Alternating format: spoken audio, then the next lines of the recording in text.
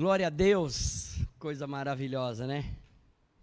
Hoje nós estamos no nosso primeiro dia da nossa campanha de Daniel, 21 dias de jejum e oração intensa. Estaremos mais firmes do que nunca. Então hoje é o primeiro dia, o organismo está começando a se acostumar. Amanhã é um dia, normalmente o segundo dia é o mais difícil, que o organismo vai descobrir que não tem alimento, não tem comida, não tem nada. Aí ele começa a dar uma pelada, ou seja, fica nervosinho, começa a dar, aí que gera as náuseas, mal-estar, ânsia de vômito, essas coisas assim. Mas a gente fica firme e tudo vai dar certo. Vamos orar nessa tarde, vamos pedir ao Senhor que nos visite, que o Senhor fale conosco de maneira especial. Glória a Deus. Quero dar uma boa tarde para Nilda Santana. Senhor Jesus, quanto mais, Senhor, tenho lido a Tua palavra, tanto mais o Senhor nos revela, o Senhor mostra os acontecimentos dos últimos tempos. Pai Santo, e a Tua palavra é pura revelação. Nós podemos gastar horas, dias e meses, meu Deus. E com toda certeza ainda será pouco para aquilo que o Senhor quer fazer em nós e através de nós. E eu quero te pedir em especial, nessa campanha de Daniel, pelos pedidos que já nos foram enviados, que estaremos começando a oração amanhã de manhã, que foram enviados pelo Zap, oraremos, meu Pai, na rádio, que o Seu Santo Espírito possa começar a agir, mas para isso abra os teus ouvidos para ouvir as nossas orações, abra os teus olhos para ver a condição de cada um, do que é necessário, que cada um precisa, para que o Teu doce e Santo Espírito, Senhor Deus, visite cada irmão, cada irmã, aonde estiver, com fôlego de vida, e principalmente atendendo às orações, atendendo às petições que cada um de nós estará fazendo. Senhor, em nome de Jesus Cristo,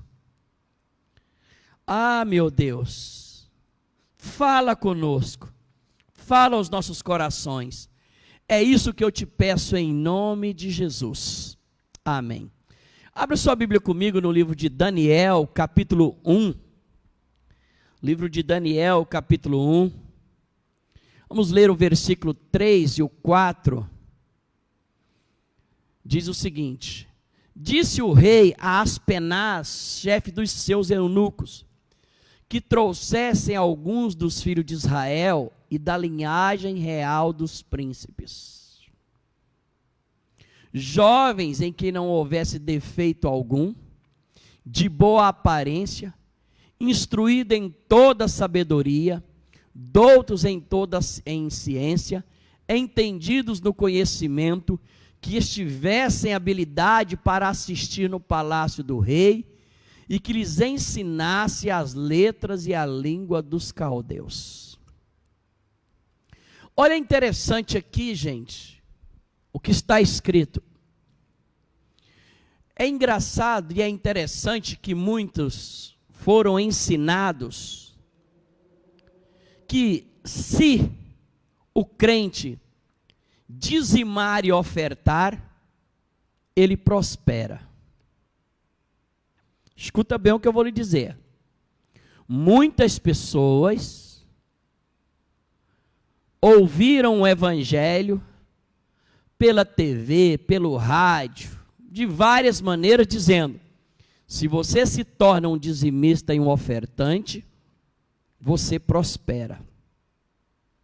Quero lhes falar que isso é meia verdade. Como assim? É meia verdade, não é a verdade total, a verdade absoluta. Quando nós olhamos o livro de Malaquias, vamos lá primeiro no livro de Malaquias, no capítulo 3, vamos pegar o versículo 10 e 11, porque aí nós vamos voltar novamente naquele texto ali. Olha o que ele diz aqui: trazei todos os dízimos à casa do tesouro, para que haja mantimento na minha casa.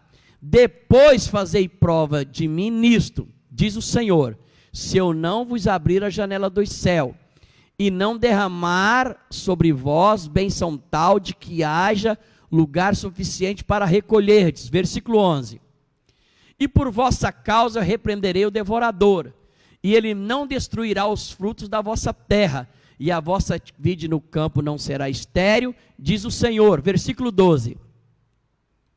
E todas as nações vos chamarão bem-aventurados, porque vós sereis uma terra deleitosa, diz o Senhor dos exércitos. Agora volta de novo lá no versículo 10. Quando ele fala dos dízimos aqui, versículo 10, Malaquias 3:10, ele diz que se nós trouxermos os dízimos à casa de Deus, para que haja manutenção, aqui então ele começa a dar três promessas claras aqui para nós, porque isso é 50% da prosperidade. Ele diz, olha, que se nós trouxermos, nós alcançamos o direito de chegar diante de Deus e provar a Deus se Ele vai ou não vai abrir as janelas dos céus. É muito importante entender isso, por quê? Porque é o único lugar na Bíblia Sagrada que Deus dá ao homem o direito de questionar Ele, de pôr Ele à prova. Exemplo, se nós estamos doentes fisicamente, nós não temos autoridade, nós não temos moral, não temos santificação, nada há que possa dizer, Deus, eu exijo que o Senhor me cure. Não, é pela graça e pela misericórdia. Se nós queremos a conversão de uma pessoa, nós não podemos chegar, Deus, eu exijo a conversão dessa pessoa, mas é pela graça e pela misericórdia. Se nós queremos claramente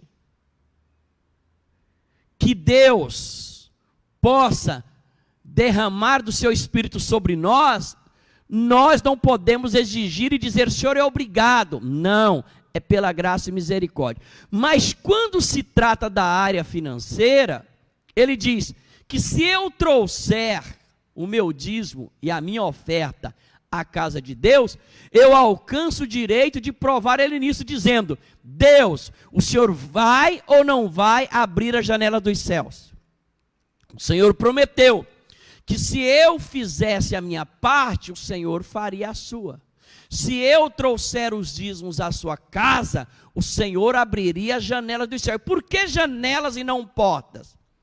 Porque se você pegar o capítulo 10 do livro de João, Jesus disse, eu sou a porta.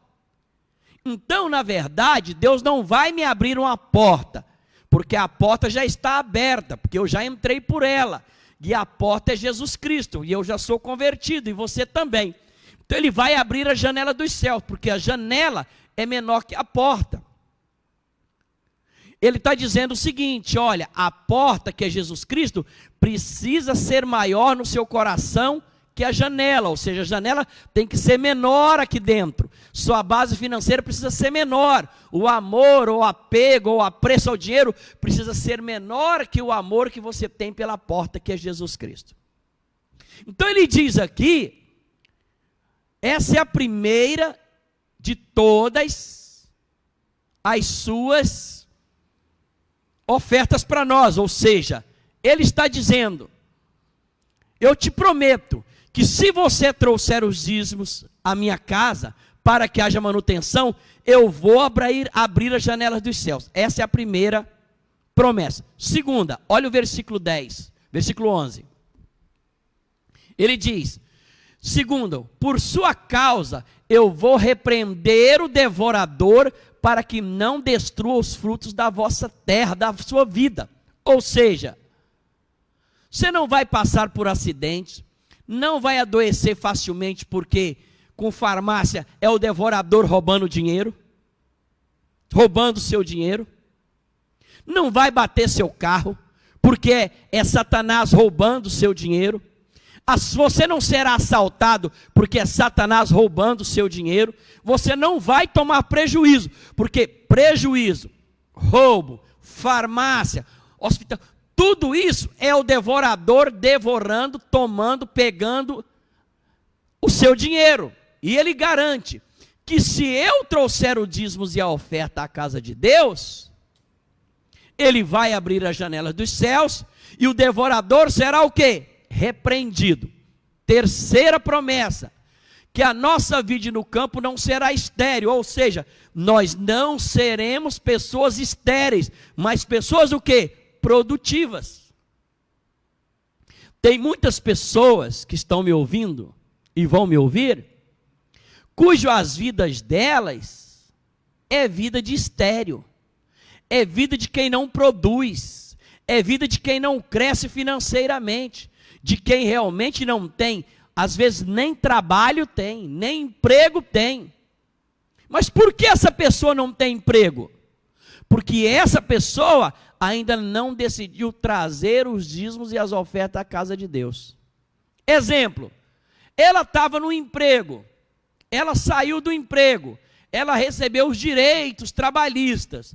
Ela, ao invés de tirar o dízimo para a casa de Deus, para ela alcançar o direito de provar a Deus que Ele vai abrir as janelas dos céus. Segundo, que vai repreender o devorador. Terceiro, que vai tirar ela da esterilidade, ela retém o dízimo dela. Ela segura. E aí então, ela não será uma pessoa que terá as portas abertas e não será produtiva. Gente, isso é uma lei eterna. Se você gostar, é assim. Se não gostar, é assim também.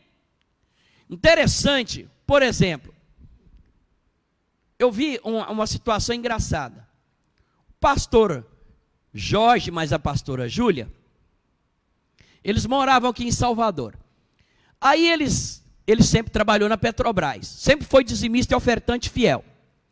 Aí ele foi e comprou o quê? Comprou um apartamento. Comprou um apartamento. Então ele comprou um apartamento, vamos partir do pressuposto seguinte, que ele comprou por 150 mil reais o apartamento dele. Foi o que ele comprou. Aquele dinheiro dos 150 mil, ele já tinha dizimado, ele já tinha colocado, ou seja, porque ele foi ajuntando. Então ele devolveu para Deus 15 mil reais. Pronto. Só que aí ele deu uma reformada no apartamento, ele foi e vendeu aquele apartamento por 200 mil. Comprou por 150, vendeu por 200 mil. Ele tem que dizimar quanto? Apenas 50 mil, porque os 150 ele já tinha dado o dízimo. Aí então, ele fez o quê? Foi lá, dos 50 mil que recebeu, devolveu 5 mil reais. Colocou no gasofilácio.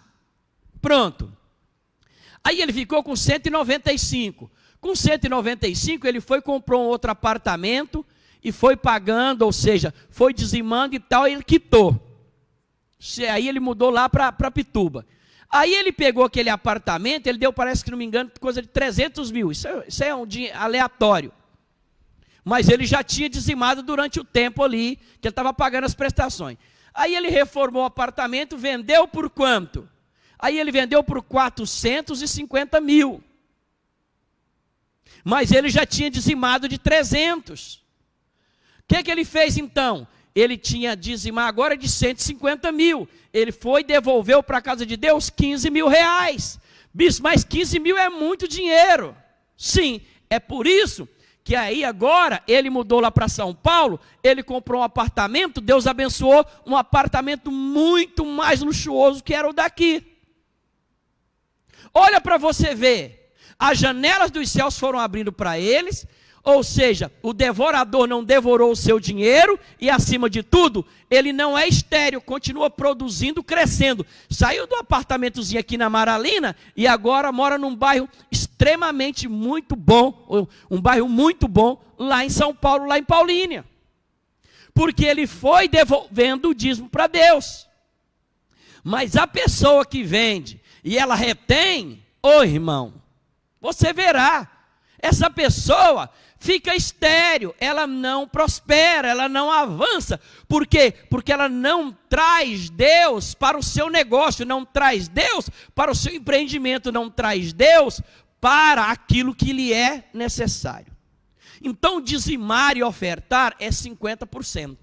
E os outros 50%? Vamos voltar lá agora lá em Daniel, capítulo 1, versículo 4. Vamos voltar lá agora. Aqui então, nós lemos que o rei Nabucodonosor mandou que trouxessem jovens. E aqueles jovens, gente, teriam que passar por um concurso público, que seria feito. Eles passariam por todos os fundamentos de RH, de recursos humanos. Porque 50% eu tenho que abrir as janelas dos céus, repreender o devorador e preparar para que espiritualmente eu seja produtivo. Isso é 50%. O meu dízimo faz isso. Os outros 50% é que eu tenho que estar preparado para prestar um bom serviço. Isso mesmo. O meu dízimo abre as janelas dos céus, abre uma cratera no mundo espiritual para que eu seja abençoado. Ou seja, o mundo espiritual não vai me resistir. Mas aqui na terra, não adianta ter o mundo espiritual aberto e o mundo natural fechado. Tem um punhado de crente que já aprendeu a dizimar e a ofertar. Só que ele dizima e oferta, mas é desqualificado. Não presta um bom serviço. Não presta o melhor serviço.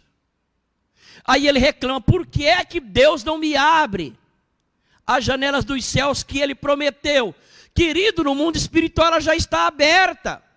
Mas para que ela se concretize, para que o devorador seja repreendido e você seja uma pessoa fértil, você tem que ser uma pessoa preparada, uma pessoa que prepara, que presta o melhor serviço, porque ninguém vai fazer você enriquecer de graça.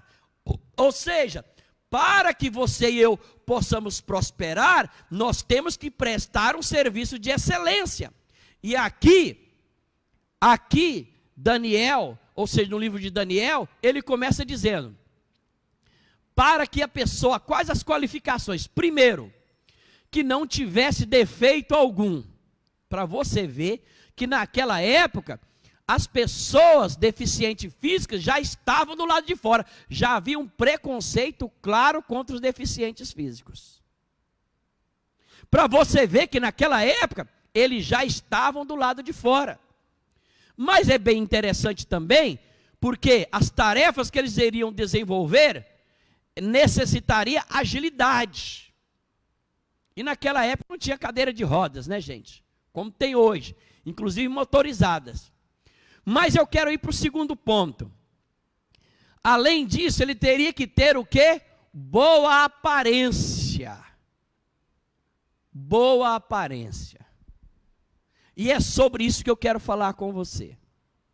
Se você quer prosperar, traga os seus dízimos, as suas ofertas, 50%. A outra parte são situações que eu preciso me preparar para isso. E uma delas diz respeito à aparência física. Mas olha o que está escrito aqui a respeito da aparência física, segundo a Bíblia. Olha comigo, por favor, o livro de Mateus. Olha comigo aí, por gentileza. Mateus, capítulo 22, versículo 16. Mateus 22, versículo 16. Enviaram-lhe os seus discípulos com os herodianos, dizendo: Mestre, bem sabemos que és verdadeiro, que ensinas o caminho de Deus segundo a verdade, e de ninguém se te dá, porque tu não olhas o que? A aparência dos homens. Bispo, você está querendo dizer que para eu prosperar eu preciso cuidar da minha aparência? Sim. Mas como se Jesus disse que Deus não olha para a aparência dos homens? É verdade. Vamos ver mais um texto que fala sobre isso? Olha comigo aqui, Gálatas capítulo 2, versículo 6. Gálatas 2, verso 6. E quanto àqueles que pareciam ser alguma coisa, quais tenham sido noutro tempo, não se me dá. Deus não aceita a aparência do homem. Esses digo que pareciam ser alguma coisa e nada comunicaram. Então está dizendo novamente que Deus não aceita, não olha para a aparência dos homens. Então, como é que você está dizendo, bispo, que para eu prosperar eu preciso cuidar da minha aparência? Vamos pegar ainda Mateus capítulo 16. Mateus não, 1 Samuel capítulo 16, versículo 7. 1 Samuel capítulo 16, versículo 7. Porém o Senhor disse a Samuel: não atentes para a sua aparência, nem para a grandeza da sua estatura, porque eu tenho rejeitado, porque o Senhor não vê como o homem vê, pois o homem vê o que está diante dos seus olhos, porém o Senhor olha para o coração. Então nós temos aqui um paradoxo. Nós lemos 3 textos mostrando que Deus não olha a aparência, ou seja, não é necessário ter aparência para Deus nos abençoar. Essa é a parte de Deus. O que ele está dizendo nesses 3 textos? Que Deus não olha a nossa aparência, mas olha o coração. O que ele está falando? Que nós não devemos cuidar da nossa aparência e esquecer do coração. Primeiro, nós cuidamos do nosso coração, cuidamos da nossa alma, cuidamos do nosso espírito. Por que ele fala a respeito disso? Aqui ele está falando a respeito do irmão mais velho de Davi. Que o irmão mais velho de Davi, porque Samuel tinha ido lá para escolher o rei. Ele tinha a altura de rei, ele tinha a aparência de rei, ele tinha postura de rei, comportamento. Então a aparência dele era toda de rei. Mas quando Deus olhou para o coração dele e viu o coração dele era podre. Era podre. O coração dele era um sepulcro caiado. Era um rei que faria muito mal a Israel, mais até de que Saul já tinha feito. Entende o que eu estou lhe dizendo? Então o Senhor não olha para a aparência, não é porque não devamos cuidar da aparência, é porque tem pessoas que cuidam muito. Gente, passa horas e horas, uma mulher passa horas e horas no salão, gasta uma dinheirama grande para arrumar as unhas. Nossa, meu Deus do céu. Para pentear o cabelo, para mexer com a sobrancelha, para mexer com a pele. Compra todo tipo de creme, mas o interior dela é um sepulcro caiado. Por isso que a Bíblia chega e diz que o Senhor não olha para a aparência. Bispo, mas você estava dizendo que para eu prosperar, e lá em Daniel capítulo 1, versículo 4 diz que tem que ter boa aparência. Então preste atenção no que eu vou lhe dizer. Deus não olha a aparência dos homens, mas os homens olham. As mulheres olham. A aparência aqui na terra conta. Diante de Deus, o que conta é o meu coração, é a minha alma, o meu espírito transformado. Mas aqui na terra, Ou seja, eu tenho que ter o meu espírito transformado, a minha alma transformada, meu coração transformado, e eu tenho que cuidar da minha aparência. Como assim? Vamos ver? Olha o que está escrito comigo, por favor, no livro de Gênesis 39, versículo 5. Gênesis 39, versículo 5. Aconteceu que desde que o pusera sobre a sua casa, está falando de José, tá? E sobre tudo que tinha, o Senhor abençoou a casa do egípcio, por quem? Por causa de José. Ou seja, José tinha a alma, o espírito e o coração transformado. Por isso Deus abençoava a Potifar por causa de José. Porque Deus olhava o interior de José e via que ele realmente era um homem que buscava transformação. Então ele estava com a bênção de Deus. A bênção do Senhor foi sobre tudo que tinha na casa do campo. Agora olha o que está escrito no versículo 6. E deixou tudo o que tinha na mão de José, de maneira que nada sabia do que estava lá, a não ser pão que comia. E José era o que, gente? Formoso, de porte, de semblante. José cuidava da sua aparência. Deus abençoou a José por causa do interior dele, mas ele prestava serviço para Potifar. Então, as pessoas, os humanos do lado de fora, eles contam a aparência, eles olham para a aparência. Ou seja, a nossa aparência tem que ser agradável aos olhos de quem nós vamos, para quem nós vamos prestar serviços.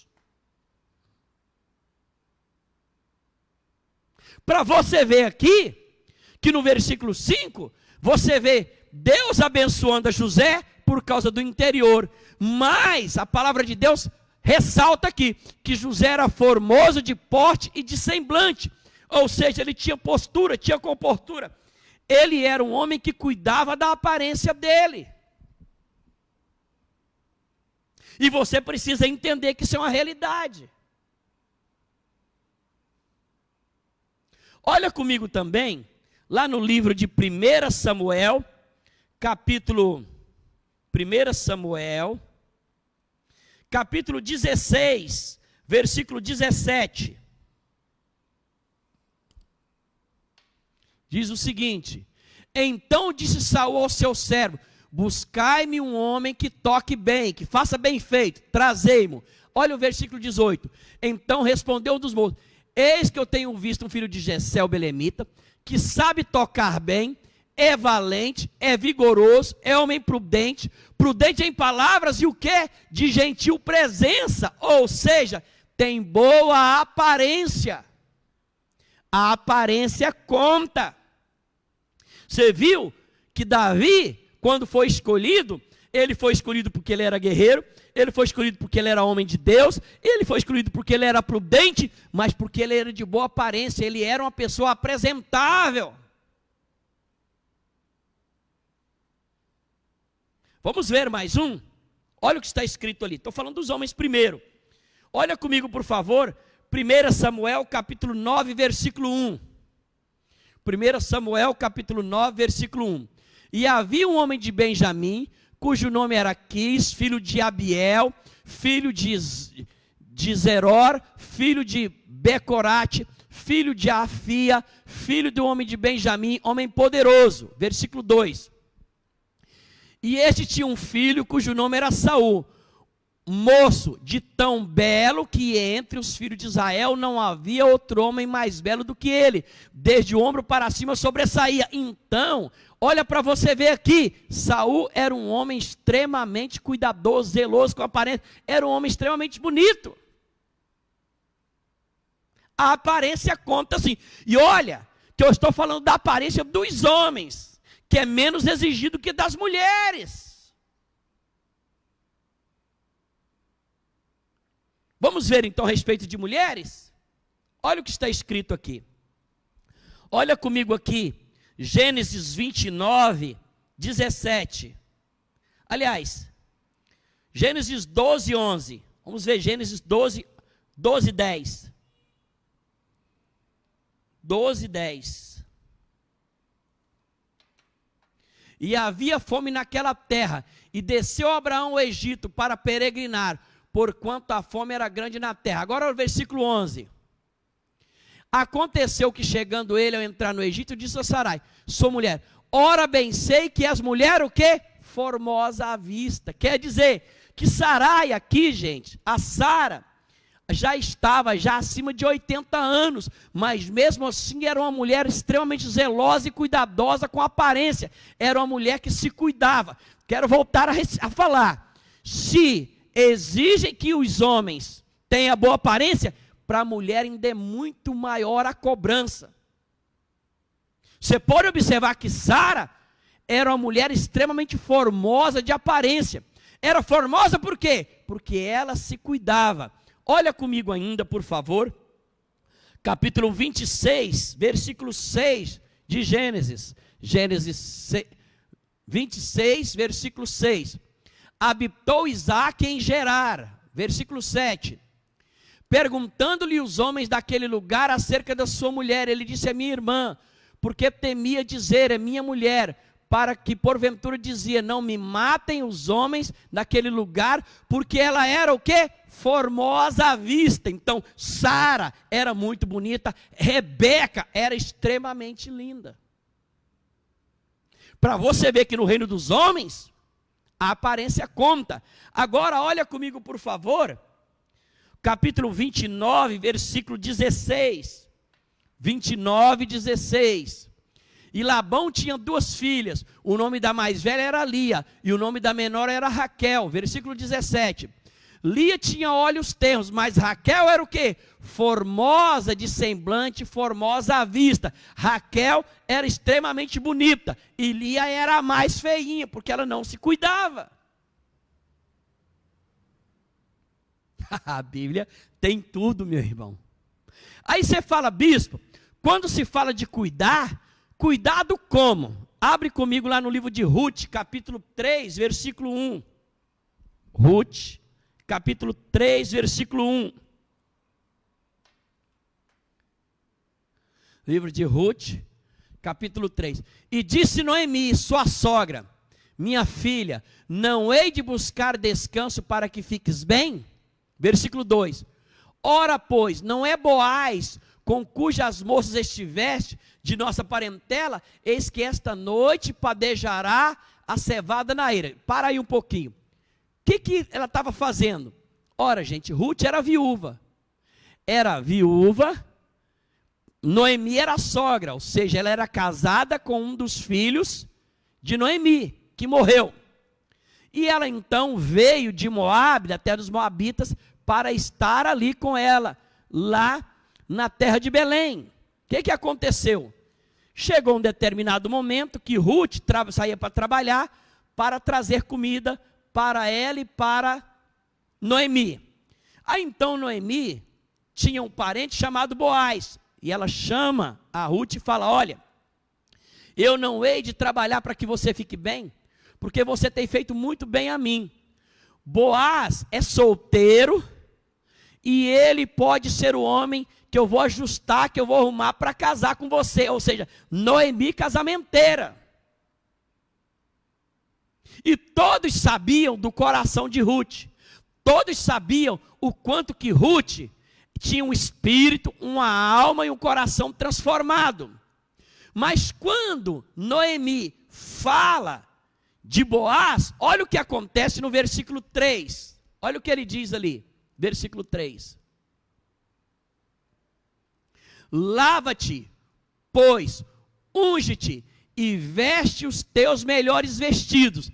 E aí desce a eira, porém não te des a conhecer o homem, até que tenha acabado de comer e beber. Ou seja, a gente nota claramente que o nosso amigo Boaz era um daqueles homens, partidão, era o pão da vez, mas era muito tímido. Ele tinha dificuldade para chegar e conversar com a moça. Então Noemi, sabendo disso, chegou e falou, vamos dar um empurrão nesse negócio aqui, porque ele é igual Brasília Velha, só pega no tranco. Falou, minha filha, eu vou fazer as coisas certas para você namorar, noivar e casar com Boaz. Mas eu sei que você está indo para a lida, está indo para a roça, para pegar milho. E a mulher na roça, gente, os pés ficam que jeito? Sujo. Fica queimado o sol. Não fica com aparência bonita. O que Noemi falou? Amiga, para você conquistar o seu namorado, que vai ser o seu noivo, que vai ser o seu marido, o que você faz? Ela começa, lava-te, ou seja, toma um ótimo banho, dona Ruth, tira um macuco, tira, dá uma ralada nos seus pés, porque você estava andando na terra, quando você foi trabalhar, tira o cascão lá, dá um jeito de tirar os cascão da mão, ela tem que ficar lisinha, toda arrumada, lava-te. Segundo, unge-te, ou seja, passa óleo, minha filha, passa óleo nesses braços, minha filha, passa óleo no rosto, minha filha, unge-te, fique bem bonita, de aparência. E depois ela fala, veste os teus melhores vestidos. Tem outra tradução que fala, veste os teus melhores vestidos. Ou seja, vá com aparência extremamente bonita, que quando o Boaz olhar, ele fala, ô pedaço de ótimo caminho. Para você ver que aqui na terra a aparência conta. Diante de Deus, conta o coração, conta a alma, conta o espírito. Mas aqui na terra tem que ter coração, tem que ter alma e tem que ter espírito, mas tem que ter o quê? Boa aparência. E eu quero começar a campanha de Daniel falando disso. Preste atenção. O que acontece muitas vezes, que as irmãs que já estão casadas, às vezes, você me perdoe a franqueza, mas às vezes desleixa na sua aparência. Já está casada há 20 anos, há 30 anos, acha que não precisa se arrumar. Ô, minha irmã, faz isso não. Cuide da sua aparência. Melhore a sua aparência para o seu esposo, para o seu marido, para as pessoas que vão estar te rodeando, te cercando. Ah, bispo, mas eu fico em casa. Ô, minha irmã, é motivo para ficar desleixada. Veja que para Daniel passar no teste, ele tinha que cuidar da aparência dele. E eu mostrei para você que José cuidava da aparência, que Davi cuidava da aparência, que Saul cuidava da aparência. Os homens, que é menos exigido, imagina as mulheres.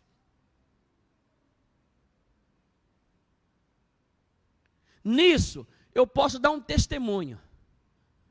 Todos os dias que eu vejo Cleudia saindo para o trabalho, ela sempre vai muito bem arrumada, arruma o cabelo, não coloca maquiagem pesada, coloca uma roupa bonita o tempo inteiro e vai toda linda para o trabalho. Por quê?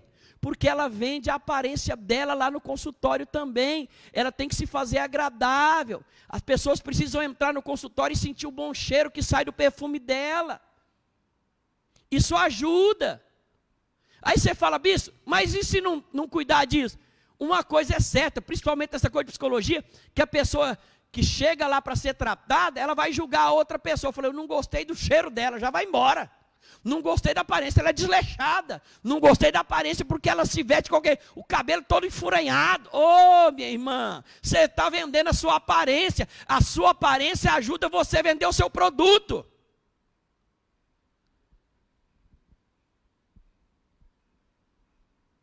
Entende o que eu estou lhe dizendo? Para prosperar aqui na terra, 50% é eu ser dizimista e ofertante. Os outros 50% eu preciso... Bispo, só cuidar da aparência basta? Não, amanhã eu quero continuar. Você vai ver. Porque a Bíblia Sagrada diz aqui, ó, que simplesmente é o seguinte, olha, ele é formoso em aparência e tem sabedoria. Amanhã nós vamos falar sobre a sabedoria. Para prosperar, você tem que cuidar da aparência, mas tem que ser sábio. E nós vamos falar sobre isso amanhã às 15h. Mas esse é o recado de Deus para mim e para você. Precisamos aprender a cuidar da nossa aparência para que venhamos a ser bem-sucedidos naquilo que nós queremos. Amém? Quantos estão entendendo? Diga aleluia. Então olha aqui, quero mandar um abraço todo especial para o Adilson Silveira, para a Maria Luzia, para o Fernando Carvalho, para a Ivone Ramos, para a Enira, para a Maria Luzia. Então, preste atenção. E as outras pessoas que estão na nossa live. Nós precisamos cuidar. Fechado? Vamos orar agora, para que Deus possa te abençoar. Senhor, em nome de Jesus, nós liberamos a unção do Senhor sobre a vida de cada irmão, de cada irmã. Que a prosperidade do Senhor estará sobre cada um. Mas ensina, Senhor, a cada irmão, cada irmã, a ter maior cuidado consigo mesmo. Porque a tua palavra, ela nos ensina dessa maneira, desse jeito. Faz, meu Deus, com que os homens melhorem a sua aparência e as mulheres melhorem mais ainda, porque de mulher é muito mais exigido que os homens. Oh, meu Deus, coloque a sua mão. Oh, meu Deus, derrame da sua graça. Faça, meu Pai, desperta o coração, desperta a alma, Senhor, porque tem pessoas que acham que isso não conta, meu Deus. Mas é incrível, Senhor, quantos e quantos casamentos não se perdem por causa disso, porque a pessoa desleixa completamente, e aí o outro começa a olhar a aparência do outro do lado de fora. Por isso, meu Deus, põe a sua mão e abençoa cada um, desperta-nos para essa verdade do Senhor. É verdade que o Senhor olha para o nosso espírito, para o nosso coração, para a nossa alma. E isso é de extrema importância aqui na terra. Mas aqui na terra, meu Deus, a aparência que nós estamos passando conta e muito, meu Deus, para que venhamos a crescer, a prosperar e sentirmos aceitos, porque as pessoas desleixadas, normalmente as outras querem sair de perto. Por isso, toca, meu Pai, move e dê essa graça a cada um de nós, em nome do Pai, do Filho e do Espírito Santo, que é o nome de Jesus Cristo, nosso Senhor. Amém, irmãos? Glória a Deus. Lembrando que nós falamos no início de dízimos e ofertas, você pode enviar agora o seu Pix para nós, para que nós possamos continuar esse trabalho dia a dia, hora a hora.